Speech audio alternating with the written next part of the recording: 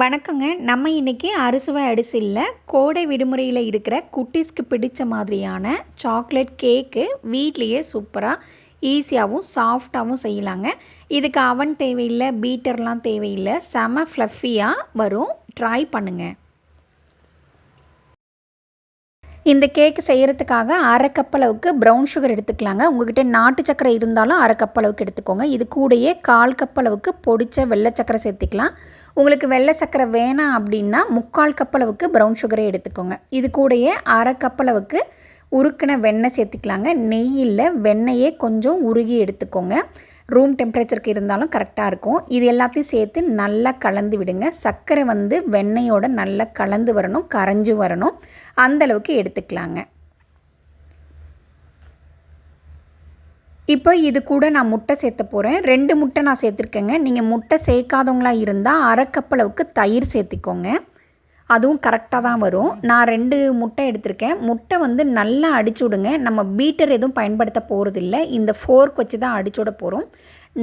முட்டை நல்லா பொங்கி வர அளவுக்கு அடிச்சு விடுங்க. முட்டை நல்லா சர்க்கரை வெண்ணெயோடு நல்லா கலந்து அந்த சர்க்கரையோட கலரும் கொஞ்சம் சேஞ்ச் ஆகி வருங்க. அந்தளவுக்கு அடிச்சு விடணும். பாருங்கள், நல்லா அடிச்சு விட்டாச்சு. முட்டையும் நல்லா பொங்கி வந்திருக்கணும். இதுக்கப்புறம் நம்ம பெருசாக அடிக்கலாம் தேவையில்லை. இப்போ 1 டேபிள் ஸ்பூன் அளவுக்கு வெண்ணிலா எசன்ஸ் சேர்த்துக்கலாங்க. சேர்த்து விட்டுட்டு லைட்டாக கலந்து விட்டால் போதும். சர்க்கரையெல்லாம் நல்லாவே கரைஞ்சிருக்கும். இதுக்கு மேலே நம்ம அடிச்சு விடலாம் தேவையில்லைங்க.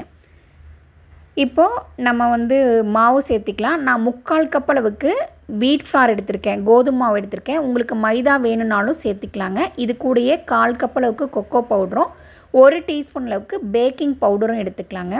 நீங்கள் கோதுமை மாவுக்கு பதிலாக மைதா மாவு கூட பயன்படுத்திக்கலாம். நான் எப்போவும் கோதுமை மாவு பயன்படுத்துகிறேன்றதுனால நான் பயன்படுத்திருக்கிறேங்க. இதை நான் லைட்டாக கலந்து விடுங்க. ரொம்ப அடிச்செல்லாம் கலக்க தேவையில்லை, ஏன்னா ஏற்கனவே நல்லா அடிச்சிட்டோம். உங்களுக்கு கொஞ்சம் கட்டியமாக இருக்குன்னா மட்டும் பால் சேர்த்திக்கோங்க, 1 டேபிள் ஸ்பூன் அளவுக்கு. ஏன்னா முட்டை ஒரு சில சமயம் கொஞ்சம் நிறையா இருந்ததுன்னா உங்களுக்கு கரெக்டாக இருக்கும். அப்படி இல்லை கொஞ்சம் கட்டியாக இருக்குது அப்படின்னா மட்டும் பால் சேர்த்திக்கோங்க. 1 டேபிள் ஸ்பூன் அளவுக்கு வருங்க.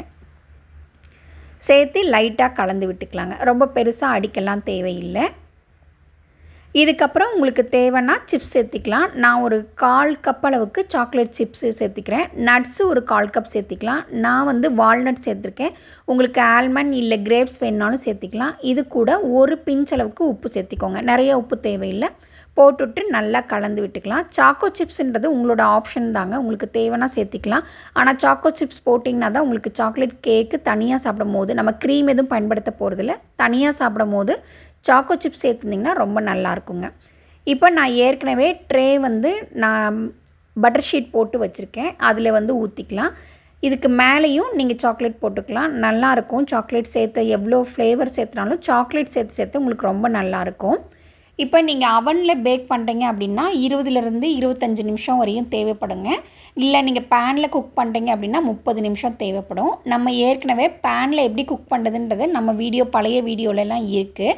அப்படி இல்லைன்னா உப்பு நீங்கள் போட்டுட்டு அதை அப்படி உப்பு போட்டுட்டு மூடி வச்சுட்டு லோ ஃப்ளேமில் 30 மினிட்ஸ்க்கு குக் பண்ணி எடுத்துக்கலாங்க. நீங்கள் அவனில் பேக் பண்ணுறீங்க அப்படின்னா உங்களுக்கு 20 to 25 மினிட்ஸு 180 டிகிரி செல்சியஸ்க்கு வச்சுக்கோங்க. ப்ரீ ஹீட் 10 மினிட்ஸ் வச்சுக்கோங்க. அவ்வளோதாங்க. நம்மளோட கேக் ரெடி பண்ணி எடுத்தாச்சு. நல்லா ஆற விட்டதுக்கப்புறம் கட் பண்ணுங்கள். ஆறுறதுக்கு முன்னாடி கட் பண்ணாதீங்க. நல்லா ஆறுனதுக்கப்புறம் கட் பண்ணி சாப்பிட்டிங்கன்னா ரொம்ப சூப்பராக இருக்கும். பாருங்கள், நல்ல ஃப்ளஃபியாக இருக்கும். நல்ல மெத்துன்னு இருக்குங்க. மற்ற நீங்கள் கடையில் வாங்குகிற கேக் மாதிரியே இருக்கும். நீங்கள் வீட்டில் இதை அடிக்கடி செஞ்சு சாப்பிடலாம். ரொம்ப ஈஸியாகவும் செஞ்சிடலாம். இந்த மாதிரி வெக்கேஷனில் இருக்கிற கிட்ஸ்க்கு இந்த மாதிரி கேக்கை நீங்கள் வீட்டிலே ரெடி பண்ணி தரலாம். ஹெல்த்தியாகவும் சாப்பிடலாம்.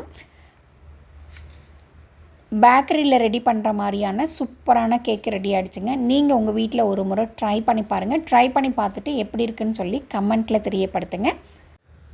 இந்த வீடியோ உங்களுக்கு பிடிச்சிருந்தா ஒரு லைக் பண்ணிவிட்டு உங்கள் ஃப்ரெண்ட்ஸ் கூடயும் ஷேர் பண்ணிக்கோங்க. நம்ம சேனலை இதுவரை சப்ஸ்கிரைப் பண்ணாமல் இருந்தால் சப்ஸ்கிரைப் பண்ணிக்கோங்க. தேங்க்யூ.